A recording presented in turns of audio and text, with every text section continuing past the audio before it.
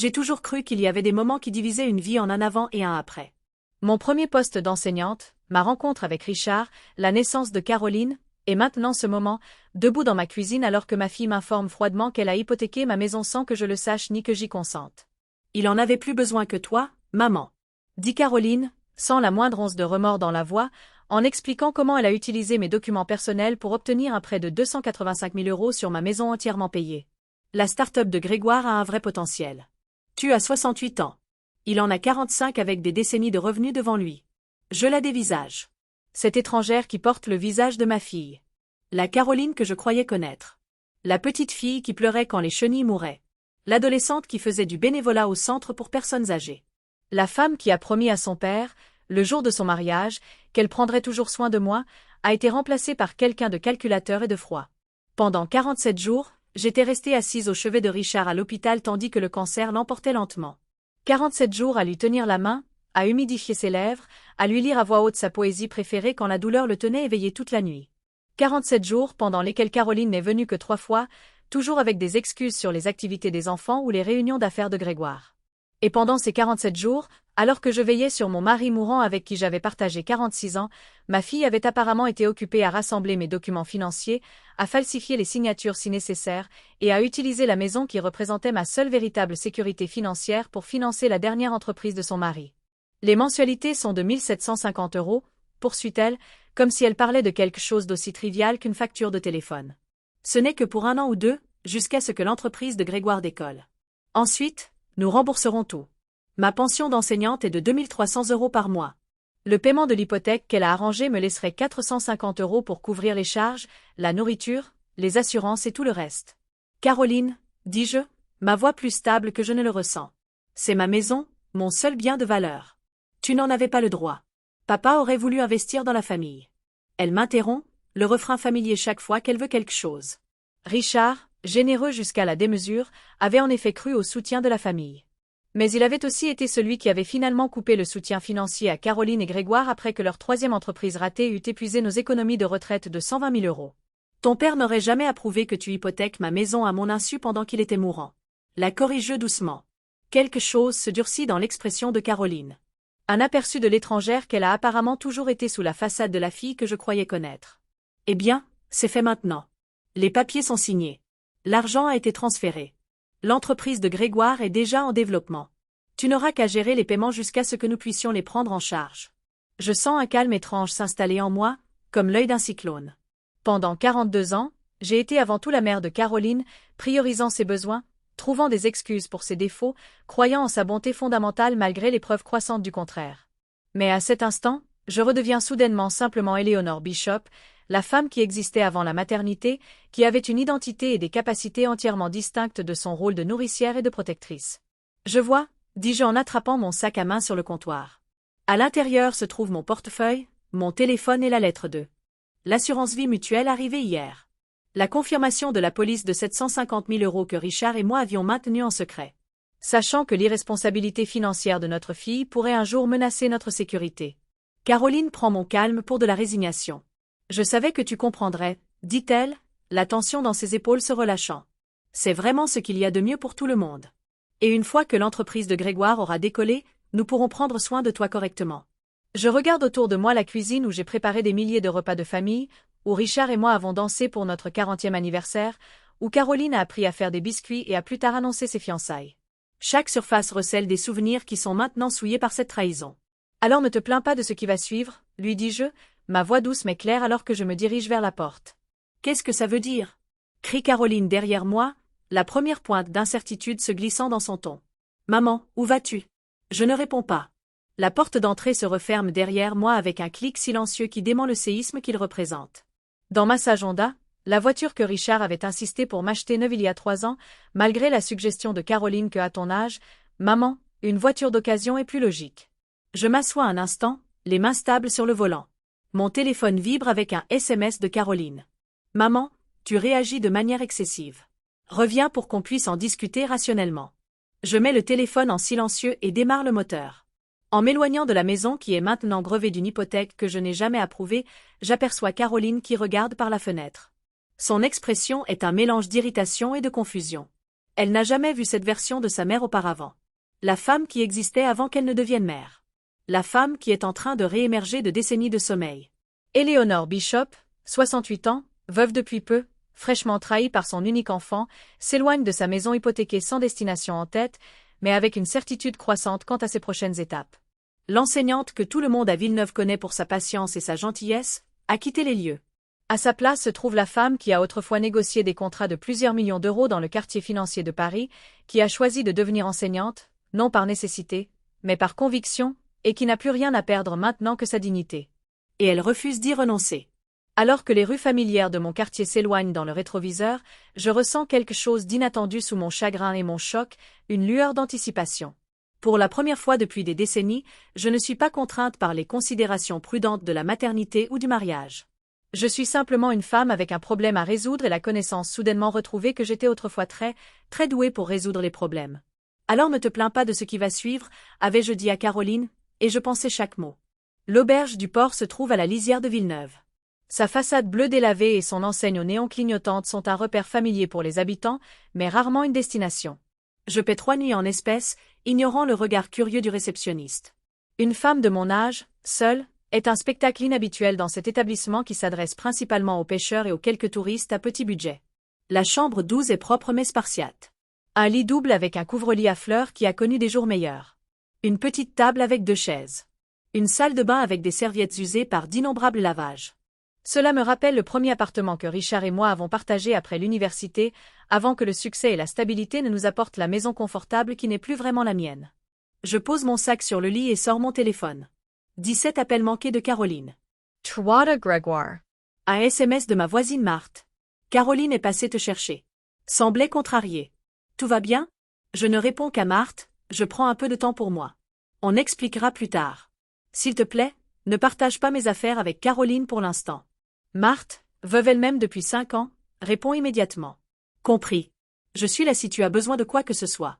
La simple offre de soutien fait monter des larmes inattendues à mes yeux. Les premières que je me suis autorisée depuis que j'ai découvert la trahison de Caroline. Je m'assois sur le bord du lit et laisse enfin l'ampleur de la situation m'envahir. Mon mari est parti. Ma fille m'a trahi de la manière la plus fondamentale qui soit.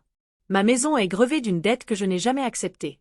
À 68 ans, alors que je devrais m'installer dans une retraite sûre, bien que modeste, je suis au contraire confrontée à la ruine financière. Les larmes ne durent pas longtemps. Je n'ai jamais été du genre à m'apitoyer sur mon sort, un trait que Richard a toujours admiré. Eleanor Bishop ne se morfond pas, disait-il fièrement. Elle évalue et agit. Évaluer et agir. Le mantra qui m'a bien servi pendant mes années dans la finance avant que je ne choisisse de devenir enseignante. Il est temps de me souvenir de ses compétences. J'ouvre mon ordinateur portable, le même que j'utilisais pour corriger les copies et créer des plans de cours avant la retraite, et je commence mes recherches. D'abord, les détails de l'hypothèque que Caroline a contractée sur ma maison. La banque en ligne révèle tous les détails. 285 000 € à 6,8% d'intérêt, un terme de 30 ans avec un paiement ballon dû dans 5 ans. Les fonds ont été transférés directement à Innovation Verte SARL, la société que Grégoire a créée il y a 3 mois, alors que Richard était encore en vie mais trop malade pour être conscient des questions financières. Ensuite, les implications juridiques. J'ai peut-être quitté le monde de la finance depuis des décennies, mais je reconnais encore une fraude quand j'en vois une. Si Caroline a falsifié ma signature ou s'est fait passer pour une personne autorisée à agir en mon nom, il existe des recours juridiques clairs. Je dresse une liste d'avocats spécialisés dans le droit des personnes âgées dans le département, en notant ceux qui mentionnent spécifiquement l'exploitation financière dans leur domaine de pratique. Enfin, je fais des recherches sur Innovation Verte SARL. Le site web de l'entreprise est élégant mais vague, plein de mots à la mode sur la technologie de rupture et les solutions innovantes sans spécifier exactement quels produits ou services ils fournissent. La page Notre équipe met en avant Grégoire en tant que fondateur et PDG, ainsi que 3 jeunes gens répertoriés comme associés au développement dont je n'ai jamais entendu parler, malgré les mises à jour constantes de Caroline sur les entreprises de Grégoire. À minuit, mes yeux me brûlent, mais mon esprit est plus clair qu'il ne l'a été depuis le diagnostic de Richard il y a 6 mois. J'ai un plan préliminaire avec 3 axes parallèles. Juridique, consulter un avocat sur la validité de l'hypothèque et les recours potentiels. Financier, sécuriser mes actifs restants, y compris le paiement de l'assurance vie de Richard, avant que Caroline ne puisse y accéder. Renseignements, recueillir des informations sur les perspectives commerciales réelles d'Innovation Verte pour évaluer le risque réel pour ma maison. Je ferme l'ordinateur portable et me prépare à me coucher. Le matelas bon marché du motel, un piètre substitut à la mousse à mémoire de forme que Richard avait insisté pour acheter quand son dos a commencé à le faire souffrir. Alors que je glisse vers le sommeil, je me souviens de quelque chose que mon père m'a dit quand j'ai eu mon premier emploi dans la finance. Éléonore, en affaires, l'information, c'est le nerf de la guerre et le timing est primordial. La personne qui en sait plus et qui agit plus vite a toujours l'avantage. Demain, je commencerai à utiliser ma monnaie et à tirer parti de mon timing. Caroline et Grégoire croient avoir affaire à une veuve résignée et docile, trop fragile émotionnellement après la mort de son mari pour opposer une résistance significative. Leur première erreur a été de me trahir. Leur seconde erreur, et potentiellement la plus coûteuse, est de me sous-estimer. Le matin apporte un regain de détermination. Après une douche rapide et un petit déjeuner composé de café de distributeur et de muffins emballés, je me rends à la banque communautaire du littoral où Richard et moi avions nos comptes joints. Marion Dubois, la directrice de l'agence, nous connaît depuis 20 ans, fréquentant la même église et siégeant au conseil de la bibliothèque avec moi. Éléonore, me salue-t-elle avec une chaleur sincère, teintée de sympathie. J'ai été si désolée d'apprendre pour Richard. Comment tenez-vous le coup? Je gère au jour le jour, je réponds, la réponse standard qui satisfait sans inviter à une enquête plus approfondie. Je dois discuter de certains changements de compte. Marion, y a-t-il un endroit privé où nous pouvons parler? Dans son bureau, la porte fermée, j'explique la situation avec un détachement factuel qui me surprend moi-même. L'expression de Marion passe de l'inquiétude au choc, puis à une indignation soigneusement contrôlée. C'est un cas flagrant d'exploitation financière, Éléonore, dit-elle quand j'ai fini. En tant que personne tenue de signaler les cas de maltraitance envers les personnes âgées, je dois vous informer que je suis obligée de le signaler au service de protection des adultes. Je n'avais pas envisagé cet angle, mais c'est parfaitement logique. Je comprends et je vous en suis reconnaissante. En attendant, je dois sécuriser les actifs qui restent sous mon contrôle. Marion hoche la tête, ses doigts se déplaçant déjà efficacement sur son clavier. D'abord, passons en revue les comptes que vous avez chez nous et leur statut actuel. L'heure suivante est un examen méthodique de ma situation financière. Notre compte chèque principal, désormais le mien seul, contient 4 278 €. Un compte d'épargne contient 12 350 € supplémentaires. Un certificat de dépôt de 35 000 € doit arriver à échéance dans 3 mois. Et plus important encore, le chèque d'assurance de 750 000 € que j'ai déposé hier est en attente standard de 5 jours avant que les fonds ne soient disponibles. Je dois m'assurer que Caroline ne puisse accéder à aucun de ces fonds, j'explique. Elle était signataire sur le compte chèque pour les urgences lorsque Richard et moi voyagions, mais je veux que cette autorisation soit supprimée immédiatement. Marion effectue les changements nécessaires, son efficacité est un baume pour mes nerfs à vif. Les fonds d'assurance seront disponibles d'ici vendredi, confirme-t-elle. Que souhaitez-vous en faire une fois qu'ils seront disponibles? Pour l'instant, rien, je décide. J'ai besoin d'un avis juridique avant de prendre des décisions financières importantes, mais je veux m'assurer qu'ils sont protégés contre toute tentative d'accès. Compris. J'ai supprimé l'autorisation de Caroline de tous les comptes et j'ai placé un drapeau de sécurité qui nécessitera une vérification renforcée pour toute transaction. Marion hésite, puis ajoute plus personnellement. Éléonore, je vous connais, vous, Richard et Caroline depuis 2 décennies. Je n'aurais jamais attendu ça d'elle. Moi non plus, j'admets, la première fissure apparaissant dans mon calme soigneusement entretenu. Moi non plus. En quittant la banque, mon téléphone sonne à nouveau. Caroline, pour la 23e fois depuis hier. 7 fois, je réponds. Maman, où es-tu? Sa voix est plus irritée qu'inquiète. Ça fait des heures que j'appelle. Je sais, je réponds, d'un ton neutre. J'avais besoin de temps pour digérer le fait que ma fille a hypothéqué ma maison à mon insu pendant que je m'occupais de mon mari mourant. Tu es dramatique, rejette Caroline. C'est un arrangement financier qui profite à la famille. L'entreprise de Grégoire va devenir énorme. Il développe une application d'IA pour le secteur de la santé qui a déjà des investisseurs potentiels intéressés. La mention spécifique de l'entreprise attire mon attention. La première information concrète sur ce que fait réellement Innovation Verte. Je la note pour des recherches ultérieures. Caroline, ce que tu as fait n'est pas seulement contraire à l'éthique, mais probablement illégal, dis-je calmement. Je vais consulter un avocat pour déterminer mes options. Un avocat? Sa voix monte, incrédule. Tu es sérieuse? Tu poursuivrais ta propre fille? Ton unique enfant. J'explore simplement mes droits légaux concernant une hypothèque frauduleuse sur ma propriété. La corrige J. Le fait que la fraude ait été perpétrée par ma fille est regrettable mais sans pertinence pour la question juridique. Un temps de silence, puis. Papa serait si déçu de toi en ce moment. La tentative de me manipuler à travers la mémoire de Richard allume une bouffée de colère si intense qu'elle me coupe le souffle un instant. N'ose pas invoquer le nom de ton père pour justifier ce que tu as fait, dis-je, ma voix basse et contrôlée. Richard serait horrifié par tes actions et nous le savons toutes les deux. Je termine l'appel avant qu'elle ne puisse répondre, mes mains tremblant légèrement alors que je place le téléphone dans mon sac. La rencontre confirme ce que j'avais besoin de savoir. Caroline n'a aucun remords, seulement l'indignation que je n'accepte pas ses actions comme raisonnables. Il n'y aura aucun appel à sa bonne nature, aucune réconciliation qui n'implique pas des protections juridiques et financières concrètes pour moi-même. Mon prochain arrêt est le bureau de Maître Dubois, l'avocate spécialisée en droit des aînés dont le nom était en tête de ma liste de recherche. Sa réceptionniste m'informe qu'elle n'a pas de disponibilité avant 2 semaines, mais quand j'explique brièvement ma situation, on me dit d'attendre. 5 minutes plus tard, je suis assise en face de Maître Dubois elle-même. Une femme aux yeux vifs, de mon âge, avec une attitude pragmatique qui me met immédiatement à l'aise. L'exploitation financière des personnes âgées représente 90% de ma pratique de nos jours, explique-t-elle après avoir entendu mon histoire. Habituellement, ce sont des escrocs ou des aides-soignants, mais les membres de la famille sont des auteurs de plus en plus courants. Ce qui rend votre cas inhabituel, c'est la rapidité avec laquelle vous réagissez. La plupart des victimes ne cherchent de l'aide que lorsque les dégâts sont beaucoup plus importants. J'ai passé 15 ans dans la finance d'entreprise avant de devenir enseignante, j'explique. Je reconnais une transaction frauduleuse quand j'en vois une, même quand ma propre fille en est l'auteur. Les sourcils de Maître Dubois se haussent légèrement. De la finance à l'enseignement. C'est un parcours de carrière intéressant.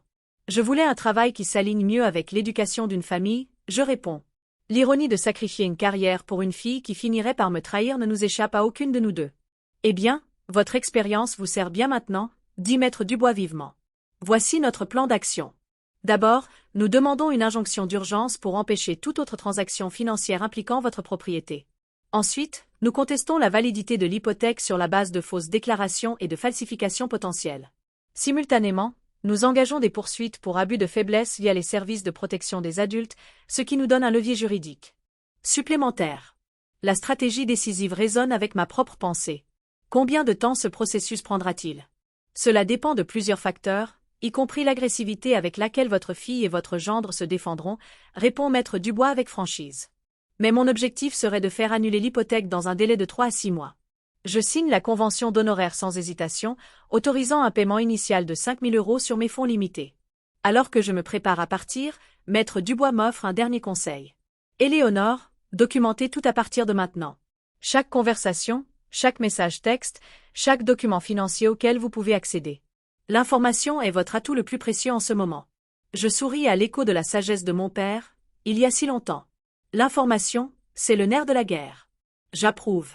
Et j'ai l'intention d'être très, très riche à cet égard. De retour dans ma chambre de motel, j'installe un véritable espace de travail sur la petite table près de la fenêtre. Mes compétences organisationnelles d'enseignante fusionnent avec ma méthodologie d'analyste financier longtemps endormie alors que je crée une approche systématique pour recueillir et classer les informations. Caroline et Grégoire croient avoir affaire à une veuve au cœur brisé, trop accablée par le chagrin pour monter une défense efficace. Ils sont sur le point de découvrir à quel point ils ont tort. Alors que le soir tombe, je reçois un SMS d'un numéro inconnu. Madame Bishop, c'est Kevin Xiao. J'ai travaillé avec Grégoire sur le projet de dossiers médicaux jusqu'au mois dernier. Nous devrions parler. Appelez si vous êtes intéressé. Je fixe le message. Un petit sourire se forme. La phase de collecte de renseignements de mon plan vient peut-être de recevoir un coup de pouce inattendu. J'enregistre le numéro, considérant soigneusement mon prochain mouvement. Caroline et Grégoire voulaient utiliser ma maison comme capital pour leurs ambitions commerciales. Ils sont sur le point d'apprendre une dure leçon sur le véritable coût de cette décision. Je rencontre Kevin Xiao dans un café de la ville voisine, assez loin de Villeneuve pour éviter d'être observé par hasard, mais assez public pour me sentir en sécurité en rencontrant un inconnu. Il est plus jeune que ce à quoi je m'attendais, probablement à la fin de la vingtaine, avec une expression sérieuse et l'apparence légèrement débraillée de quelqu'un qui privilégie l'intellect à la présentation. « Merci de me rencontrer, Madame Bishop », dit-il en tripotant sa tasse de café. « Je n'étais pas sûr que vous répondriez à mon SMS. Je suis curieuse de savoir comment vous avez eu mon numéro, Monsieur Xiao. » Je réponds, en gardant l'autorité calme d'une enseignante malgré ma propre curiosité. Il a la grâce d'avoir l'air embarrassé. J'avais accès à la base de données de contact d'Innovation Verte avant de partir. Vos informations étaient répertoriées sous la rubrique des investisseurs potentiels. La révélation ne devrait pas me surprendre, mais c'est le cas. Caroline et Grégoire avaient apparemment prévu de me solliciter pour un investissement avant même de recourir à l'hypothèque de ma maison sans mon consentement. Et pourquoi exactement avez-vous quitté Innovation Verte? Je demande, en allant au cœur du sujet. Kevin jette un coup d'œil autour de lui avant de se pencher en avant. Des préoccupations éthiques, Madame Bishop. Grégoire m'a recruté dans le développement de logiciels médicaux, promettant que nous créerions un système d'IA pour améliorer la sécurité des dossiers des patients. Mais lorsque le financement est devenu serré, l'accent a été mis sur des applications moins éthiques. Soyez précis, s'il vous plaît. Il développe un algorithme pour identifier les patients susceptibles de bénéficier de traitements coûteux, mais avec des limitations d'assurance qui empêcheraient le paiement intégral aux prestataires. Sa voix baisse encore, essentiellement pour aider les entreprises de soins de santé à éviter de traiter les patients qui leur coûteraient de l'argent. Le cynisme du modèle économique est à couper le souffle. Et c'est pour cela que ma maison a été hypothéquée. Kevin hoche la tête, la misère évidente dans son expression. Quand j'ai remis en question ce pivot, Grégoire m'a licencié.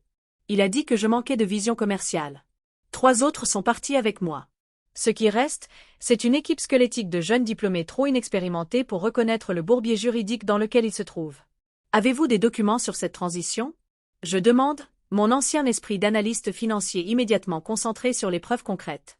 Quelques emails, des comptes rendus de réunion, le plan d'affaires original par rapport aux directives de développement actuelles. Il hésite. Je ne devrais pas avoir ces documents, techniquement parlant, mais j'étais suffisamment préoccupé pour en faire des copies avant de partir. Seriez-vous prêt à les partager avec mon avocate? Sa réponse est immédiate. C'est pour ça que je vous ai contacté. Quand j'ai entendu par des connaissances communes que Grégoire avait réussi à obtenir un financement majeur malgré les problèmes de notre produit et que cela impliquait la propriété de sa belle-mère, je n'ai pas pu rester silencieux. Nous passons l'heure suivante à examiner les documents que Kevin a apportés sur une clé USB sécurisée. Le tableau qui se dégage est accablant. Innovation verte a commencé avec des aspirations légitimes en matière de technologie de la santé, mais s'est orienté vers des applications éthiquement discutables lorsque le développement initial s'est avéré plus difficile que prévu. Plus inquiétant, leur approche actuelle comporte des risques juridiques importants en vertu des lois sur la discrimination en matière de santé, un fait que Grégoire semble avoir délibérément dissimulé aux investisseurs potentiels. Cette entreprise ne réussira jamais, je conclus, mes compétences en analyse financière rouillées mais toujours fonctionnelles. Même s'il termine le développement, les défis juridiques les mettraient en faillite avant qu'ils ne puissent se développer. C'est aussi mon évaluation. Kevin est d'accord, ce qui rend la situation de l'hypothèque encore plus troublante. Cet argent s'évaporera sans rien en retour. Alors que nous nous préparons à partir, Kevin hésite. Madame Bishop, j'espère que cela vous aidera. Je ne suis pas du genre à dénoncer, mais il s'interrompt, cherchant ses mots. Vous avez de l'intégrité, monsieur Xiao. Je finis pour lui, une qualité de plus en plus rare. Merci. De retour à l'auberge du port, je range la clé USB de Kevin dans mon sac d'ordinateur et j'appelle Maître Dubois pour la briefer sur ces nouvelles informations. Sa réponse est immédiate et stratégique. Cela renforce considérablement notre cas, confirme-t-elle. Si nous pouvons prouver que Grégoire savait que le modèle économique était fondamentalement défectueux au moment de contracter l'hypothèque, cela ajoute du poids aux allégations de fraude. Je vais accélérer notre demande d'injonction d'urgence. Après avoir terminé l'appel, je vérifie mes messages. 3 de plus de Caroline, de plus en plus exigeant, et 1 de Grégoire qui me fait bouillir le sang. Éléonore. Caroline est contrariée par ta réaction dramatique. L'hypothèque est un arrangement commercial standard. Si tu persistes avec cette histoire d'avocat, tu ne feras que gaspiller de l'argent dont tu as clairement besoin. Sois raisonnable. La condescendance dans son ton, m'appelant par mon prénom, qualifiant mes droits légaux de non-sens, se positionnant comme la voix de la raison, enflamme quelque chose au-delà de la colère. Cela cristallise ma résolution. Je ne réponds à aucun d'eux. Au lieu de cela, j'appelle Marion à la banque pour confirmer que les fonds de l'assurance seront disponibles demain comme prévu. Ensuite, je contacte Marthe, ma voisine, qui a gardé un œil sur ma maison. Il y a eu beaucoup d'activités, rapporte Marthe. Caroline et Grégoire y étaient toute la soirée d'hier à sortir des cartons. Et aujourd'hui, un jeune homme en costume d'affaires prenait des photos de l'extérieur. Des photographies. C'est inattendu et préoccupant. Oui. Il mesurait aussi le jardin, comme pour une évaluation immobilière. Les implications sont troublantes. Prévoit-il déjà de vendre ma maison? Ou peut-être des rénovations pour augmenter sa valeur en vue d'une vente future? L'un ou l'autre scénario suggère qu'ils avancent agressivement malgré mon opposition claire. Marthe, serais-tu d'accord pour tenir un journal de tous les visiteurs et activités que tu observes à la maison? Cela pourrait être important pour mon dossier juridique. J'en ai déjà commencé un, m'assure-t-elle, la bibliothécaire efficace qu'elle était avant la retraite, évidente dans son approche.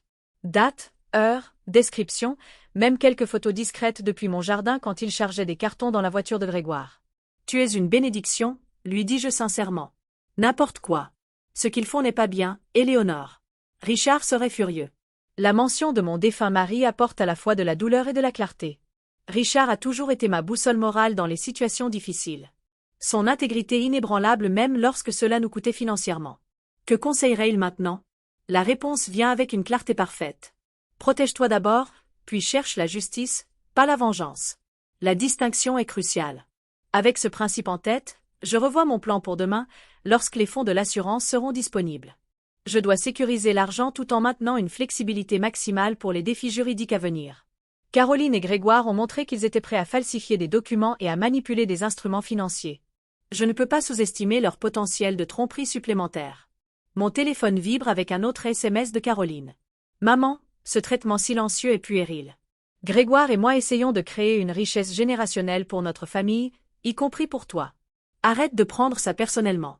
Le manque stupéfiant de conscience de soi serait presque comique s'il n'était pas si exaspérant.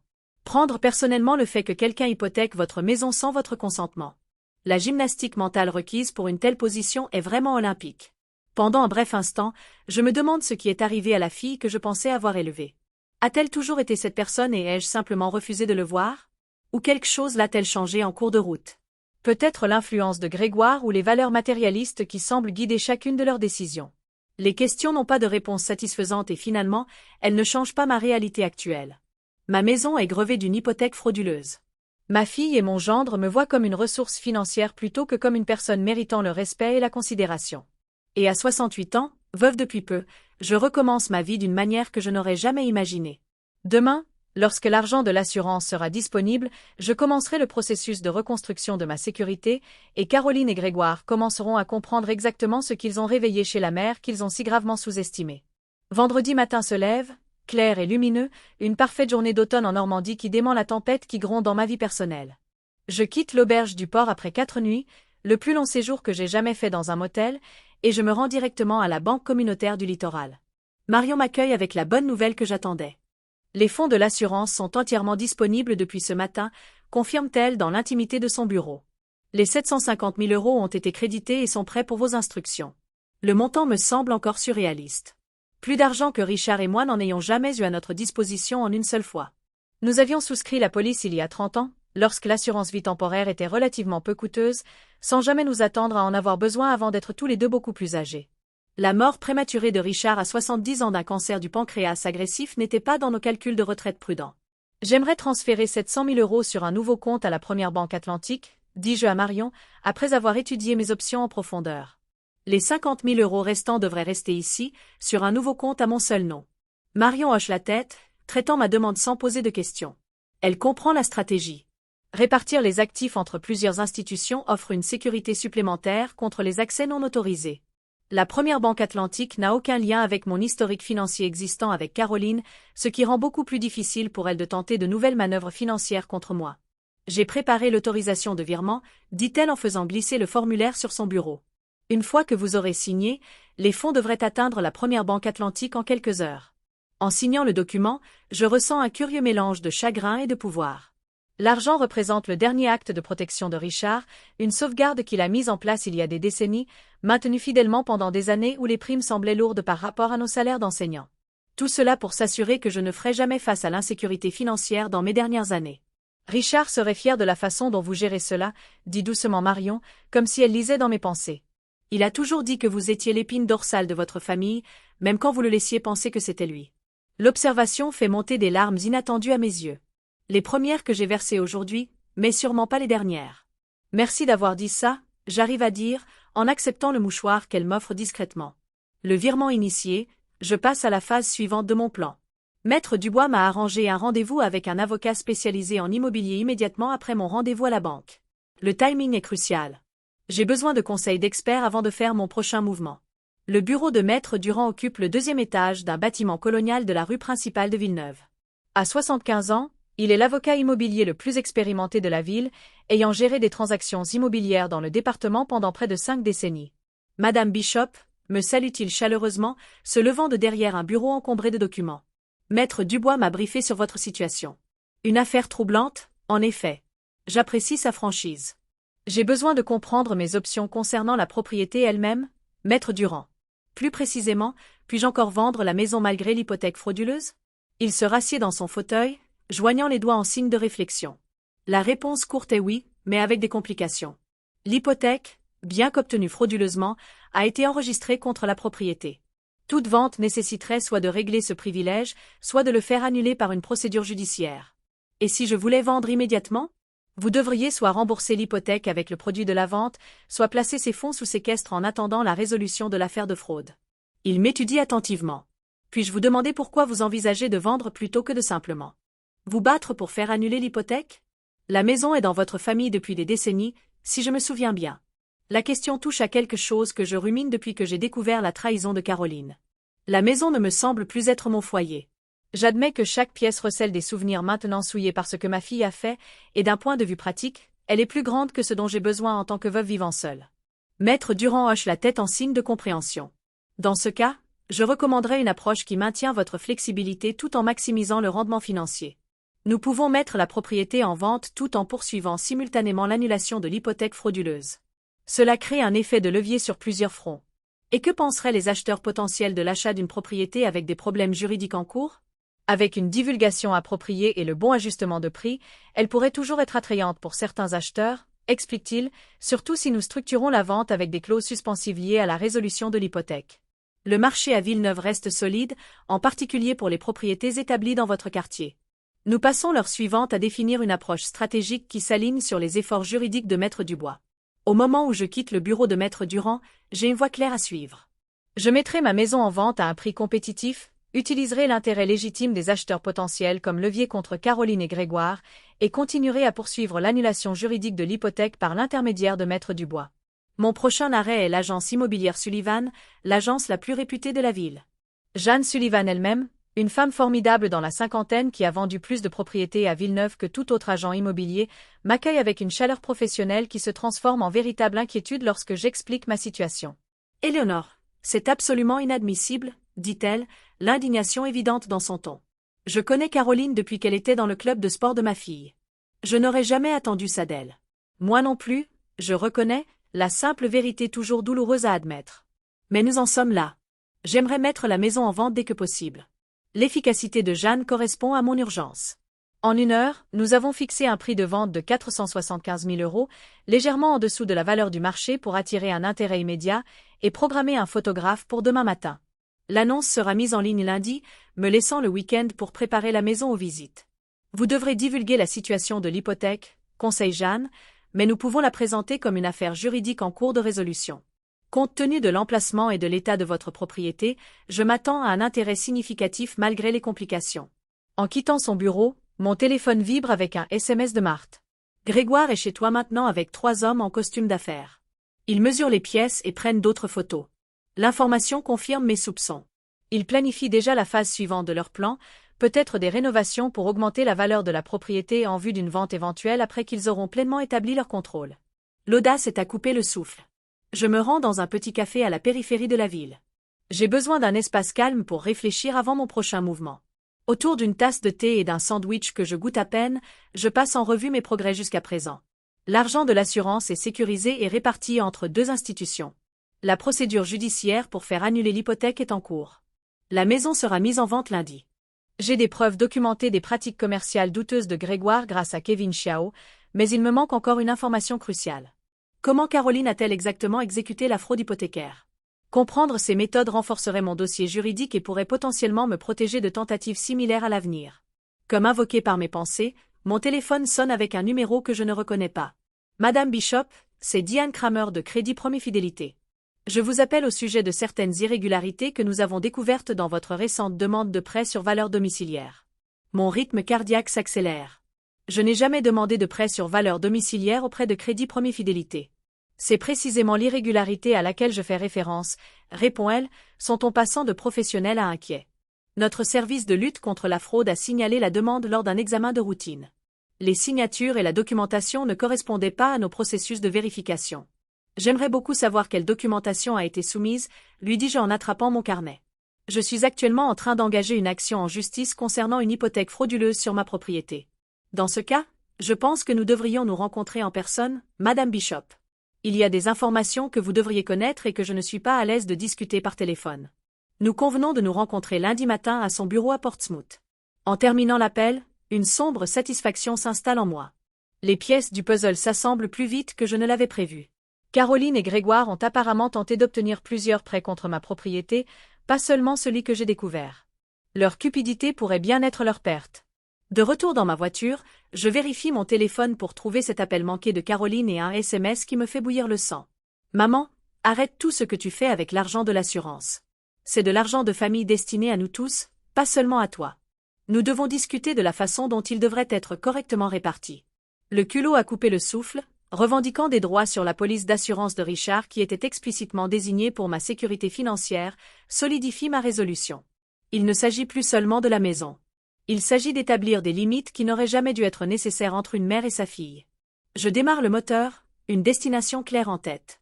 Il est temps de voir exactement ce que Caroline et Grégoire ont fait à ma maison en mon absence. Je me gare à un pâté de maison de chez moi. Une précaution qui me semble étrange en approchant de ma propre maison de 40 ans. Depuis l'allée de Marthe, à côté, j'ai une vue claire de l'activité. La BMW argentée de Grégoire dans l'allée à côté d'une camionnette inconnue avec rénovation du littoral peint sur le côté. À travers les fenêtres de mon salon, je peux voir du mouvement. Plusieurs personnes se promènent dans ma maison comme si elle leur appartenait. Marthe sort de sa porte latérale, un sécateur à la main comme accessoire pratique pour notre conversation. Ils sont là depuis 10 heures ce matin, rapporte-t-elle à voix basse, faisant semblant de tailler ses hortensias. L'équipe de rénovation a pris des mesures pour ce qui ressemble à une rénovation complète de la cuisine. J'ai entendu Grégoire leur dire de donner la priorité aux caractéristiques qui augmentent la valeur de revente. L'information confirme mes soupçons. Ils prévoient de rénover puis de vendre ma maison, supposant probablement que j'accepterai finalement leurs actions comme un fait accompli. L'audace pure et simple me laisse momentanément sans voix. Et Caroline, je demande, me demandant si ma fille participe à cette violation. N'est pas venue aujourd'hui. Juste Grégoire et les entrepreneurs. Marthe hésite, puis ajoute, « Éléonore, je ne pense pas que tu devrais les affronter seule. » Grégoire semblait agité quand il est arrivé. Je l'ai entendu au téléphone dire quelque chose sur la sécurisation de l'actif avant qu'elle ne cause plus de problèmes. Son inquiétude est valable, mais je suis au-delà de la prudence maintenant. J'apprécie ton inquiétude, Marthe, mais j'ai besoin de voir exactement ce qu'ils font. Pourrais-tu m'appeler dans environ 15 minutes? Ça me donnera une excuse pour couper court à la conversation si nécessaire. Marthe accepte à contre-cœur, me faisant promettre que je partirai immédiatement si je ne me sens pas en sécurité. Avec une profonde inspiration, je remonte le chemin familier jusqu'à ma porte d'entrée. La porte que Richard avait insisté pour peindre en rouge parce qu'une maison devrait s'annoncer avec confiance, et j'utilise ma clé pour entrer. La conversation dans la cuisine s'arrête brusquement au son de la porte qui s'ouvre. 4 hommes se tournent pour me regarder alors que j'entre dans ma propre maison. Grégoire et 3 inconnus en tenue de travail tenant des mètres rubans et des carnets. Éléonore. Grégoire se remet rapidement, sa surprise se transformant en une jovialité forcée. Je ne t'attendais pas aujourd'hui. Nous regardons juste quelques améliorations potentielles de la propriété. Des améliorations à ma propriété. Le corrige calmement, en posant mon sac sur la table de l'entrée avec une aisance délibérée. La propriété que toi et Caroline avez hypothéquée frauduleusement pendant que j'étais à l'hôpital avec mon mari mourant. L'équipe de rénovation échange des regards mal à l'aise, sentant clairement qu'ils sont tombés au milieu d'un conflit familial dépassant les désaccords habituels entre clients. Le sourire de Grégoire se crispe. « Messieurs, pourriez-vous nous laisser quelques minutes? Attendez dehors et nous continuerons sous peu. » Une fois qu'ils sont sortis, le comportement de Grégoire change instantanément. « Qu'est-ce que tu crois que tu fais, Éléonore? Caroline est hors d'elle avec ta disparition, et maintenant j'entends que tu déplaces de l'argent et que tu rencontres des avocats. Il faut que ça cesse immédiatement. » Non, Grégoire. Ce qui doit cesser, c'est ta supposition que tu as le moindre droit de prendre des décisions concernant ma maison ou mes finances. Je regarde ostensiblement autour de la cuisine où des échantillons de placards et de plans de travail sont étalés sur ma table, y compris des rénovations que je n'ai pas autorisées. Ces améliorations profiteront à tout le monde, argumente-t-il, sont-on passant à la patience condescendante que l'on pourrait utiliser avec un enfant difficile. La cuisine rénovée augmentera considérablement la valeur de la propriété. Au profit de qui? Certainement pas au mien, puisque tu as clairement indiqué que tu t'attends à ce que j'accepte tranquillement le vol de ma maison. Son expression se durcit. Ce n'est pas du vol. C'est de la gestion d'actifs familiaux. Caroline est ta seule enfant, ton héritière. Cette maison lui reviendrait de toute façon. C'était à moi d'en décider, pas à vous de la prendre. Je garde un calme extérieur malgré la fureur qui monte en moi. Et pour être clair, depuis ce matin, Caroline n'est plus mon héritière à quelque titre que ce soit. Cela le frappe comme un coup physique. Le premier signe qu'il reconnaît que des conséquences réelles pourraient survenir. Qu'est-ce que tu racontes? Je dis que j'ai mis à jour mon testament. Je dis que l'argent de l'assurance de Richard est en sécurité, hors de votre portée. Et je dis que cette maison sera mise en vente lundi matin. Le visage de Grégoire rougit de colère. Tu ne peux pas vendre la maison. Il y a une hypothèque. Une hypothèque frauduleuse qui fait actuellement l'objet d'une enquête de la part de mon avocate et du service des fraudes de Crédit Premier Fidélité. L'interroge, prenant plaisir à sa confusion momentanée à la mention de Crédit Premier Fidélité. Oui, je suis au courant de cette demande aussi. Tu as été bien occupé, n'est-ce pas? Il fait un pas vers moi, sa taille soudainement intimidante dans l'espace confiné de ma cuisine. Tu fais une grave erreur, Éléonore. Caroline et moi essayons de t'aider, en te fournissant une gestion financière dont tu as clairement besoin. Cette réponse vengeresse prouve seulement que tu ne penses pas rationnellement. La tentative de me manipuler, de recadrer leur exploitation comme une aide, et mon autoprotection comme irrationnelle, allument quelque chose de profond et de féroce en moi. Laisse-moi être parfaitement clair, dis-je, ma voix stable malgré mon cœur qui bat la chamade. Ce que Caroline et toi avez fait, c'est de la fraude. C'est de l'abus de faiblesse. C'est une trahison si profonde que j'ai encore du mal à la comprendre. Mais votre plus grande erreur n'a pas été l'hypothèque, Grégoire. C'était de me sous-estimer. Mon téléphone sonne. L'appel promis de Marthe. Je réponds sans quitter Grégoire des yeux. Oui, je suis à la maison. Non, tout va bien. Oui, j'arrive tout de suite. Je termine l'appel et récupère mon sac. Les entrepreneurs peuvent partir. Il n'y aura pas de rénovation. Un photographe immobilier sera là demain matin pour préparer l'annonce. Caroline n'acceptera pas ça, prévient Grégoire, son ton maintenant ouvertement menaçant. Et moi non plus. Nous avons des documents montrant ton approbation de ces arrangements financiers. Ta parole contre la nôtre. Qui crois-tu que les gens vont croire? Une veuve en deuil souffrant peut-être de déclin cognitif ou sa fille et son gendre inquiet. La stratégie est maintenant explicite. Ils prétendront que je suis mentalement incompétente si nécessaire pour maintenir le contrôle de mes biens. J'avais anticipé cela, mais l'entendre énoncer si crûment me glace encore le sang. Les documents peuvent être examinés pour leur authenticité. Grégoire. Les signatures peuvent être vérifiées et les capacités cognitives peuvent être évaluées par des professionnels. Je me dirige vers la porte avec une confiance délibérée. Je suis peut-être en deuil, mais je suis loin du déclin. Quelque chose que tu vas prendre à tes dépens. En partant, je l'entends déjà au téléphone avec Caroline, sa voix urgente et agitée. Je marche calmement jusqu'à la maison de Marthe où elle attend anxieusement sur son porche. Tu es blanche comme un linge, observe-t-elle en me faisant entrer. Que s'est-il passé? Grégoire vient de menacer de contester ma compétence mentale si je conteste l'hypothèque. Lui dis-je, en acceptant le verre d'eau qu'elle m'offre. Ils sont prêts à prétendre que je suis cognitivement diminuée pour maintenir le contrôle de mes biens. L'indignation de Marthe est immédiate et validante. C'est méprisable. Tu es l'un des esprits les plus vifs de Villeneuve. Richard disait toujours que tu pouvais calculer le total des courses plus vite que la caissière. La mention de cette petite blague conjugale, l'étonnement sincère de Richard devant mes capacités en calcul mental, apporte un réconfort inattendu. Il n'aurait jamais douté de ma compétence. N'aurait jamais permis à quiconque de remettre en question mon acuité mentale. Je dois documenter cette conversation pendant qu'elle est fraîche, dis-je, attrapant déjà mon carnet.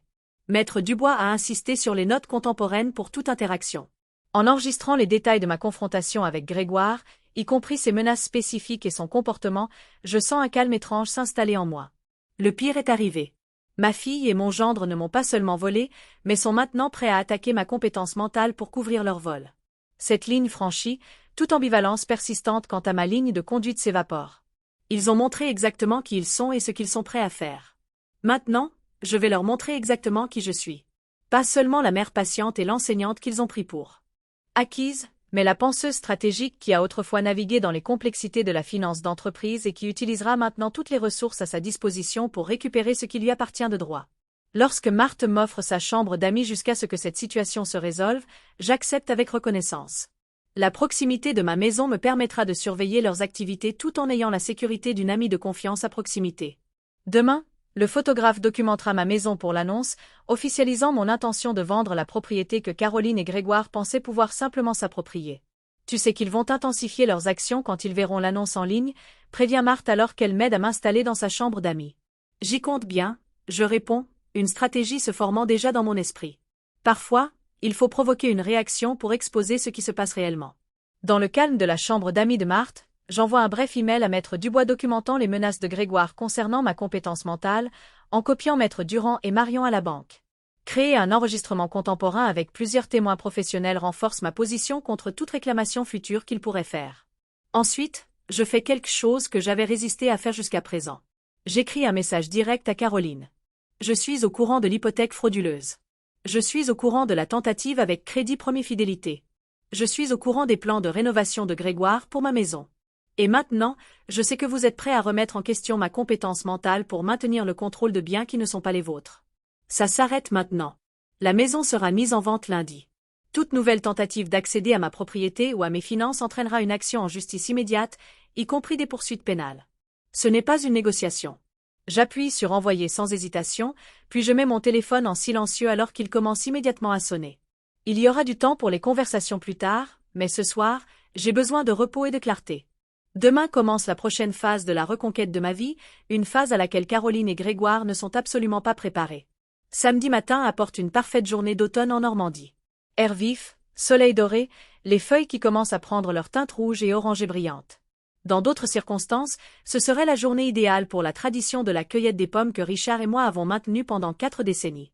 Au lieu de cela, je suis assise à la table de la cuisine de Marthe, examinant 17 messages textes et 9 messages vocaux de Caroline, chacun progressivement plus hostile que le précédent. Le dernier message vocal, laissé à 2h18 du matin, contient une menace qui confirme ma décision de faire appel aux autorités judiciaires.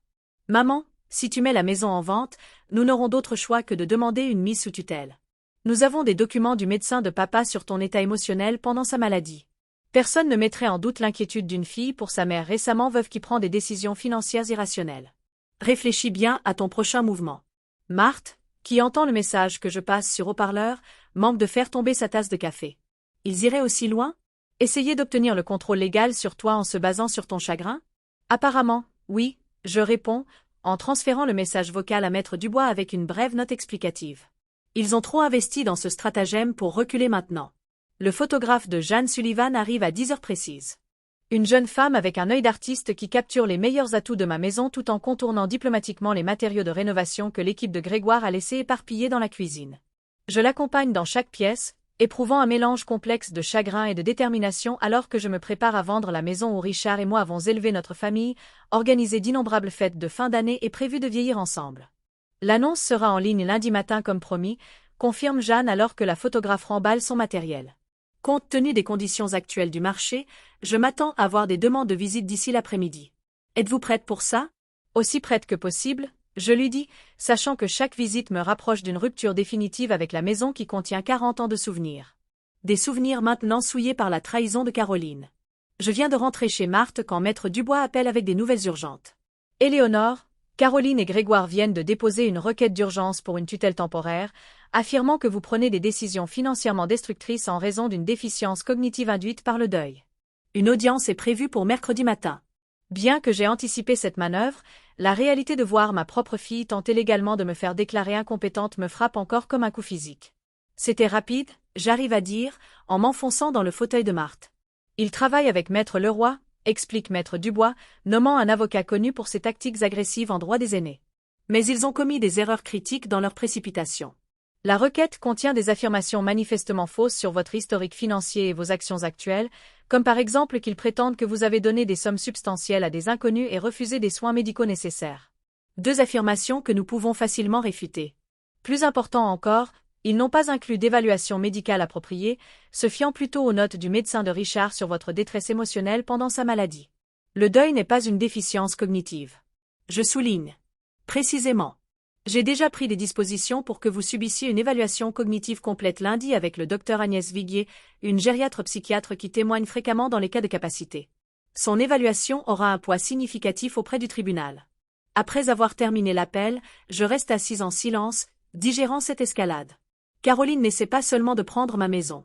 Elle essaie maintenant de me priver légalement de mon autonomie pour prendre le contrôle de tous les aspects de ma vie sous le couvert de la protection. La profondeur de cette trahison dépasse même mes pires attentes. Marthe, sentant ma détresse, s'assoit à côté de moi. Que puis-je faire pour aider? Des témoignages, je décide, la pensée stratégique prenant le pas sur la réponse émotionnelle.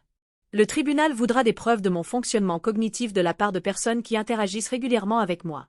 Serais-tu d'accord pour fournir une déclaration sur nos récentes interactions? Bien sûr, accepte-t-elle immédiatement. Et je demanderai aussi au père Williams et aux membres du conseil de la bibliothèque. Ils vous ont tous vu gérer des décisions complexes lors des réunions du comité de rénovation de l'église. Le dimanche soir, nous avons recueilli 6 déclarations de témoins attestant de mon acuité mentale, de mes compétences organisationnelles et de ma prise de décision rationnelle dans divers contextes. Combiné à l'évaluation à venir du docteur Viguier et à la documentation de Marion à la banque concernant ma gestion financière méthodique, nous construisons un dossier convaincant contre la demande de tutelle de Caroline. Lundi apporte 2 développements significatifs. D'abord, l'évaluation cognitive du docteur Viguier, que je réussis avec des scores parfaits sur toutes les mesures de fonction exécutive, de mémoire, de jugement et de capacité financière. Madame Bishop, me dit-elle ensuite, je réalise des dizaines de ces évaluations chaque mois. Votre fonction cognitive n'est pas simplement adéquate pour une vie indépendante. Elle est exceptionnelle pour n'importe quel âge. Mon rapport l'indiquera sans équivoque. Le deuxième développement se produit à 14 heures lorsque je rencontre Diane Kramer de Crédit Premier Fidélité. Dans son bureau, elle me présente une découverte choquante. Cette demande a été soumise en ligne il y a 3 semaines, explique-t-elle, en me montrant des documents portant ce qui semble être ma signature. Elle demandait une ligne de crédit sur valeur domiciliaire de 300 000 € sur votre propriété, en plus de l'hypothèque existante auprès de la Banque communautaire du littoral. Une deuxième tentative pour extraire de l'argent de ma maison, j'observe, en examinant la signature falsifiée avec consternation. Oui, mais voici ce qui est remarquable, poursuit Diane en se tournant vers son ordinateur. Nous enregistrons toutes les sessions de demande en ligne. C'est divulgué dans les conditions d'utilisation que la plupart des gens ne lisent pas. Cet enregistrement d'écran montre la session exacte où votre demande a été créée. Elle lance la vidéo, une capture d'écran montrant chaque champ rempli avec mes informations personnelles. L'horodatage indique 23h47 un mardi, il y a 3 semaines, alors que je passais la nuit à l'hôpital avec Richard. Mais le plus accablant de tout est un bref instant où la caméra s'active pendant la partie de vérification d'identité, capturant une image claire de Caroline assise à ce que je reconnais comme le bureau à domicile de Grégoire, remplissant méthodiquement la demande frauduleuse en mon nom. C'est une preuve irréfutable, déclare Diane, en me tendant une clé USB contenant l'enregistrement. Notre service des fraudes a déjà déposé un rapport auprès de la division des crimes financiers de la gendarmerie. Je voulais que vous ayez une copie pour vos propres procédures judiciaires. Je serre la clé USB, reconnaissant sa valeur au-delà de la simple preuve. C'est la preuve irréfutable qui transforme le récit de ma parole contre la leur en une fraude documentée et incontestable. Lundi après-midi, comme prévu, Jeanne signale 5 demandes de visite quelques heures après la mise en ligne de l'annonce de ma maison. L'intérêt valide notre stratégie de prix et met une pression immédiate sur Caroline et Grégoire, qui reconnaîtront qu'une vente rapide pourrait annuler leurs revendications frauduleuses avant qu'ils ne puissent l'arrêter. Quand je retourne chez Marthe, une voiture familière est garée dans l'allée, le SUV rouge de Caroline. Ma fille attend sur le porche, son expression un mélange de colère et de calcul qui la rend presque méconnaissable pour moi. Nous devons parler, dit-elle alors que je m'approche, sans prendre la peine de saluer. Ça a assez duré. Je m'arrête au bas des marches, maintenant une distance physique qui me semble soudainement nécessaire. Je suis d'accord. Tes tentatives d'hypothéquer frauduleusement ma maison, de la vendre sans mon consentement, et maintenant de me faire déclarer incompétente ont en effet assez duré. Ses yeux se rétrécissent devant mon calme défiant. Tu ne comprends pas ce que tu fais. La demande de tutelle est pour ta propre protection. Tu prends des décisions irrationnelles à cause du deuil. Protéger mes biens contre le vol est peut-être la décision la plus rationnelle que j'ai prise récemment. Je contre. Et quant à la demande de tutelle, j'ai hâte de présenter les preuves de votre fraude au juge mercredi. Le sang-froid de Caroline vacille. Une véritable alarme traverse ses traits. Quelle preuve? L'enregistrement d'écran de Crédit Premier Fidélité vous montrant en train de remplir une demande de prêt frauduleuse en mon nom, pour commencer. Je regarde l'effet de mes paroles, confirmant qu'elle n'avait aucune idée qu'une telle preuve existait. La demande que tu as soumise pendant que j'étais à l'hôpital avec ton père mourant. Elle se remet rapidement. Des années de pratique de la manipulation émotionnelle sont évidentes dans son pivot rapide. Maman, tu ne penses pas clairement. La mort de papa t'a affecté plus que tu ne le réalises. Grégoire et moi essayons de sécuriser l'avenir financier de la famille, y compris le tien. Pourquoi ne peux-tu pas voir que nous essayons de t'aider? L'audace de ce cadrage, présentant leur vol comme une aide, ravive ma détermination. Caroline, cette conversation est terminée. Je te verrai au tribunal mercredi. Toute communication ultérieure devrait passer par nos avocats respectifs. Alors que je fais un mouvement pour la dépasser et monter les escaliers, elle me saisit le bras, un geste si inattendu et inapproprié que nous nous figeons toutes les deux dans un choc momentané. Tu ne peux pas faire ça. Siffle-t-elle, ses doigts s'enfonçant dans ma manche. As-tu la moindre idée de ce que cela pourrait faire à l'entreprise de Grégoire, à notre réputation à Villeneuve, au fonds pour les études des enfants? Je retire doucement mais fermement sa main. Vous auriez dû penser à ces conséquences avant de commettre une fraude. Maintenant, s'il te plaît, pars avant que j'appelle la police pour signaler ce harcèlement. Quelque chose change dans son expression, le calcul laissant place à une véritable colère. Ce n'est pas fini. Tu n'as aucune idée de ce qui t'attend. Alors qu'elle se précipite vers sa voiture et s'en va, Marthe sort de la maison où elle a sagement surveillé notre interaction. « Ça va ?» demande-t-elle, l'inquiétude évidente dans sa voix. « Je vais bien, je l'assure, bien que mon cœur qui bat la chamade suggère le contraire. Mais je pense que nous devons aussi installer des caméras de sécurité ici. La situation dégénère d'une manière que je n'avais pas entièrement anticipée. Ce soir-là, je transfère les preuves de crédit Premier Fidélité à Maître Dubois, ainsi qu'un compte-rendu détaillé de l'embuscade de Caroline et de ses menaces implicites. Chaque document, chaque interaction enregistrée renforce notre position pour l'audience de mercredi. Une audience qui déterminera non seulement le contrôle de mes biens, mais la question fondamentale de mon autonomie en tant qu'adulte compétente. Alors que je me prépare à me coucher dans la chambre d'amis de Marthe, je pense à Richard et à ce qu'il penserait de cette situation. L'homme qui a enseigné les mathématiques au lycée pendant 40 ans, qui abordait les problèmes avec une précision logique, qui valorisait l'intégrité par-dessus tout, que conseillerait-il maintenant? La réponse vient avec une clarté parfaite. Procède avec la vérité et la documentation. Laisse les preuves parler. Et souviens-toi que bien que Caroline soit notre fille, elle a fait ses choix en tant qu'adulte et doit faire face aux conséquences d'adulte. Avec cette résolution fermement ancrée dans mon esprit, j'éteins la lumière, prête à tout ce que demain apportera. Mardi matin apporte une visite inattendue du lieutenant Sophie Morin de la brigade financière de la gendarmerie de Villeneuve. Elle arrive chez Marthe à 9 heures précises. Son attitude est professionnelle mais sympathique alors qu'elle explique le but de sa visite. Madame Bishop, nous avons reçu des rapports préoccupants de plusieurs institutions financières concernant des activités potentiellement frauduleuses impliquant vos comptes et votre propriété. Commence-t-elle une fois que nous sommes assises dans le salon de Marthe? J'aimerais vous poser quelques questions à ce sujet si vous êtes à l'aise pour le faire. Non seulement je suis à l'aise, lieutenant Morin, mais je suis soulagée, lui dis-je, en sortant mon dossier de documentation organisé. Je rassemble des preuves de ces activités frauduleuses depuis la semaine dernière.